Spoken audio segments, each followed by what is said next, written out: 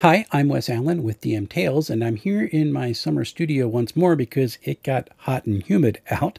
And today I want to be talking about some of the smaller YouTube channels that I watch regularly. Let's roll it.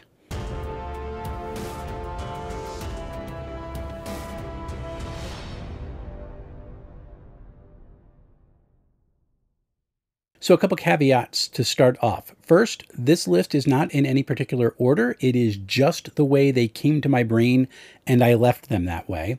And then second, there is probably a good chance that I've accidentally omitted someone with whom I interact regularly. I'm trying to do this with people who are under 2,000 subscribers or under 2,500 subscribers, and I went through my subscription list to see who it is that I watch and interact with on a regular basis. So if I skipped you, I do apologize. I'm trying to promote some of these smaller YouTube channels.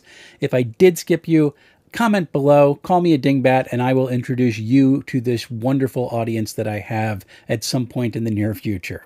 Let's get to the list. I also want to give a shout out to my patrons for helping me support the channel. You make it possible for me to do things like buy new games, have a website, and make sure that I'm more and more involved in this community. If you're not able to support me on Patreon, I invite you to like, subscribe, and share. All those things help me make sure that my videos are going to get seen by more and more people, and that really helps out the channel. Let's get back to the list. So first off is Misfit Adventures, who I find absolutely amazing. She does these incredible advice videos. A lot of it is geared towards 5e and now Pathfinder play, which is what she's learning following the OGL disaster of January of 2023. And she gives these wonderful advice that can be generalized to any GM in any system. I love the advice she gives for managing players and how to engage folks in role-playing to make the table more inviting to them.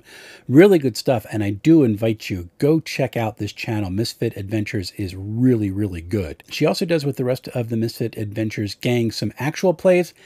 I don't watch a whole lot of actual plays. I have seen some of them, and they are well produced. To me, the coolest thing on the channel is the music video and original song they did. I think it's called It's Amazing, which really is the opening song for a musical, and I'm waiting for the rest of the script to now be written. Go check out Misfit Adventures. You will not be disappointed. Second up is TheDungeonMinister. This is probably an obligatory share because he's another pastor who's doing tabletop role-playing stuff on the internet. It's obviously part of his identity. It's something that just kind of comes up every now and again for me because it's my vocation. But it's really a fun channel. He tells the story of the game that he runs of Beck Me D&D, which is the successor to Basic Expert, which is what I came into in the role-playing game hobby. And he tells the story of the game he runs with his family. It is zany and wonky. The characters, these kids, and his wife is part of the game too. She's always knitting.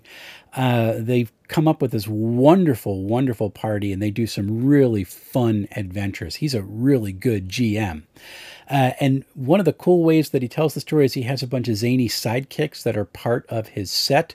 The most notable of these is a giant bishop's head chess piece that the viewers have named Saint Beckme, who is constantly making snide remarks to the Dungeon Minister. So the channel is really set up with a lot of self-deprecating humor, really good storytelling. Every now and again, he'll do a video describing how he built some of the terrain that he's used in his adventures. Really, really good stuff. If you want a good story of a campaign, it's not going to take you 4 hours to watch like in an actual play. This is a really good one to watch, and you can start from the beginning, and it just gets better over time. Check out Dungeon Minister. Now, I first met Daddy Rolled a One over on Twitter when I was really active over on that platform before it imploded. And he actually was the first person who sent me a shirt and said, hey, would you wear this?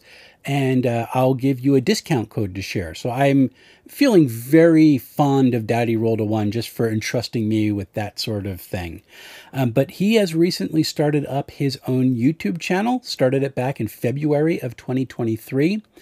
And he concentrates on telling the history of the different versions of the game. He's done these wonderful, wonderful reviews of all these old books that some folks might not be familiar with.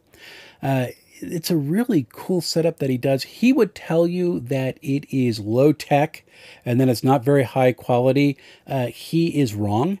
It might be low tech. He told me how he actually has hacked this phone to be able to take these overhead shots, which is kind of fun. But he does a really good job with it. It looks very good. Doesn't need a whole lot of bells and whistles, and he does a very good job explaining the story of these games and looking at the content of the different books.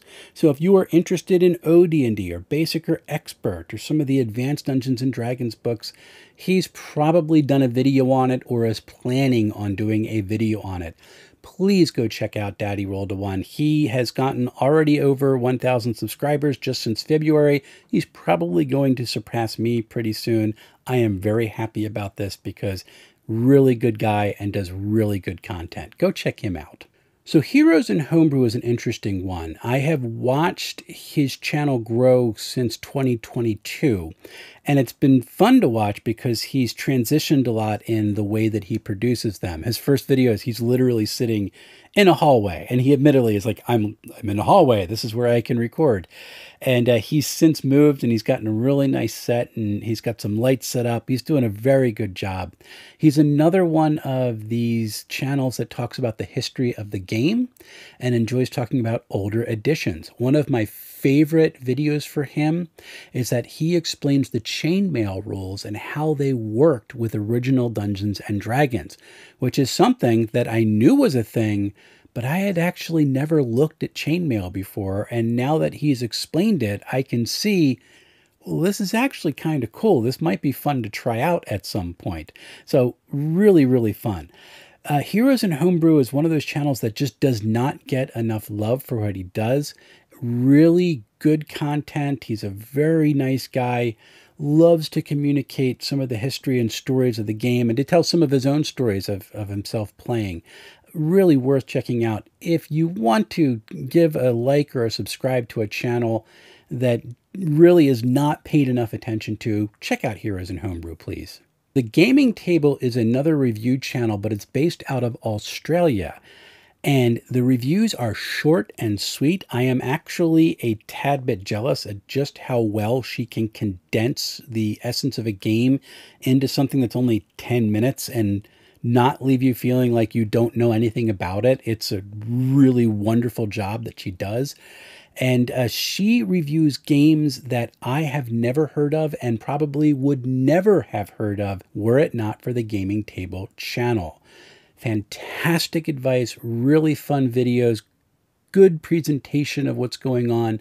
And if you're interested in games that are very much in the indie scene and a lot of times narrative focused, so it's not so much crunchy. If you just want to have the dice rolls are there for very important moments and the rest of the time we're not going to bother with all the math, this is a channel you really want to go look at. There are some really fun games. The last game I looked up with her is this game called Flabbergasted, which, if memory serves, it's like a turn of the century type thing, but your characters are all like utterly seriously privileged, and so you can do moves like, do you know who I am?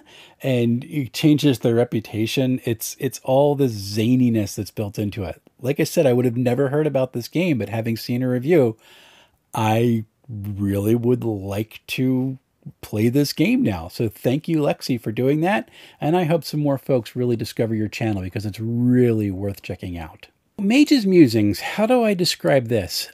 It's a puppet musing about role-playing games. Sometimes it's a lich, but most of the times, or a demi-lich, most of the times it actually is a wizard puppet who is cantankerous, and the demi-lich is probably a megalomaniac, which makes sense for being a demi-lich, but steer into the skid because it's all part of the gag. And on Mage's Musings, he talks about session recaps and reviews of different books and thoughts on the game. Some really fun stuff. You have to get into the mindset of this is a puppet. presenting to you. And as soon as you do that, you're like, okay, I'm watching basically Dungeons and Dragons Muppets, and it becomes really, really fun. Mage is also a frequent viewer and commenter on a lot of my live streams, so I'm very thankful to him for that. But if you want this kind of quirky look at games and some really fun recaps as well, and have it told to you by this cantankerous puppet wizard and a megalomaniac demi-lich, there are things in the tabletop role-playing game that don't make any sense out of this context. Go check his channel out. It's really worth looking at.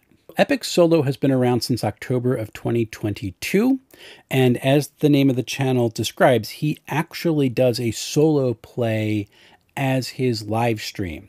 I don't know if he pre-records it and edits it or not, but it's actually really well presented. It's got some quirky characters, and actually had a goblin who joined the party at one point when it opened up, and he kept on trying to stab everybody in the back, metaphorically speaking. And it was really, really fun. I was actually laughing out loud. The world of the EpicSolo adventures is really very fascinating. It's got some neat lore and backstories. You feel a lot like you're near the keep on the Borderlands type area. That's kind of where the vibe is, which makes sense because he's running Old School Essentials Advanced Fantasy for this solo adventure. He also will do some reviews and some retrospectives on how to understand some old school mechanics like THACO, for things that players from later editions just aren't necessarily going to understand and find confusing. He does a very good job explaining these to people so they can get it, even if they don't want to run it themselves. This is another one that is really worth checking out. It does not get enough love. Really well produced. I love the fact that he rolls real dice in the game. It's on a green screen though, so the dice look like they're hovering over the projected image of the miniatures in the maze or the dungeon. Very, very cool. Go check out EpicSolo, watch an adventure or two. They're only about 10 minutes or so long. It's really a lot of fun. You won't regret it. Every Edition Tabletop RPG Talk is the only podcast of tabletop role-playing games that I consume with any regularity. I don't know why it is. This grabs my attention the way that a lot of other podcasts don't quite capture me. They break it down into really cool segments that have interesting names like Loot the Body, and they do things like news around the industry. They'll do interviews with some of the game designers who have new things coming out. They'll talk about the games that they've played or their experiences at conventions. It's all a really well put together mesh between two partners just sitting at a table with two microphones going back and forth talking about role-playing games. It doesn't sound like it would be captivating, but every time a new episode comes out, it's one of the first things I watch. It is well produced, well thought out. The folks who are doing it love role-playing games. They don't get into all the drama. Like they took a hiatus a little bit during the OGL debacle because they just didn't want to talk about it. They had their own opinions, but that's not what the channel was about. And they've done a very good job. In fact, they actually broadcast from Mepicon remote a couple of months ago. I'm looking forward to them doing more stuff like that in the future. If you would like a well-produced tabletop role-playing game podcast, Every Edition Tabletop RPG Talk, this is one you want to check out. I watch the YouTube stream because I do like the video, but if you just want the audio, you can get it through a lot of podcast apps. Give them some love. So I first met Doug of VictoryConditionGaming at PAX Unplugged. I was one of probably thousands of people he met during that convention. But I interviewed him a couple weeks ago here on this channel, and it was very much on par with the person that I met at the Free League booth. He does work for Free League. In fact, if you go to some of the major conventions that Free League is at and they have a booth set up, he is often the one who has built it and put it together. And his channel is really cool because it's a potpourri of all things TTRPG. He'll do retrospectives. He'll do advice. He does some actual plays. He does reviews. He's done a couple unboxings. Basically, if you're interested in tabletop role-playing games, he's got something that fits that bill that would match your particular interest. It's a very nice channel. And more importantly, he's a really good guy. Very kind soul, wants what's best for the industry, wants what's best for the people who are interested in it, and this comes across as he's presenting stuff. My favorite thing by far on the Victory Condition Gaming channel, however, is when he is doing his retrospectives of being at the convention and all the behind the scenes work. So he can never show what he does on the floor because he's working at that point, but before and after the convention, that's all fair game. And he shows what it looks like when the vendors are arriving and how they feel after they've had their long day, just working the convention day all day long, what it takes to set up these booths. A lot of us don't realize they're setting up a store in this little pop-up area and they have to make it unique. It takes a lot of work, and it's fun for me to watch to see how that happens. And then he does a retrospective of what it was like when he's done and he's about to go home. This doesn't sound like it should be captivating video, but I watch them all every time they come out because it fascinates me about what goes into making these conventions such a success and what these vendors have to go through in order to have a presence at them. It is a lot of work. It is exhausting, but the people do it because they love this hobby and they want it to expand and grow and thrive. And Doug's all about that. So if you really want to experience someone who loves tabletop role-playing games, also has a bunch of Transformers that I want to come to his house to steal in his set, check out Victory Condition Gaming. It's really good stuff. So that's it. Those are some of the smaller YouTube channels that deal with tabletop role-playing games that I watch with regularity. Go check them out, give them some love, subscribe, comment, share, do all the things for them. They do hard work, they put out great content, and it's a benefit to the wider community that they're doing all this stuff. Please go check out some of these smaller channels. They will very much appreciate it. If you tell them I sent you, that would actually be really fun too. Now, coming up for me, I am about halfway through Numenera Destiny. Might not do a full review for the book. It is interesting. It's really good, but it's a gameplay style for Numenera that I don't think I want to start with because it's mostly about community building, mass combat or hordes in the system. It's well put together. I do love the things that they've added. They've got new types, they've got new focuses and new descriptors for the characters. So that stuff I might take a look at. Some of the other things I might put off just a little bit until I've got a little bit of a better handle on Numenera itself. Haven't ruled out doing a full review of it, but I at least will do a highlight look at it. It will probably come out before July 4th. At least that is my goal. After that, I'm going to take a couple weeks off. I just need a break. I need to rest and rethink what I'm doing. I am going to be taking Scum and Villainy with me as I do my respite. I want to read through the full version of Shadow Dark, and I do want to get back into reading Forbidden Lands so that I can do a full retrospective, full review of that awesome box set. So that's what I got coming up. Hopefully I'm going to get back to playing soon. All my players have been away on vacation. We'll see how that works out. Until we see each other again, folks, happy playing, everyone.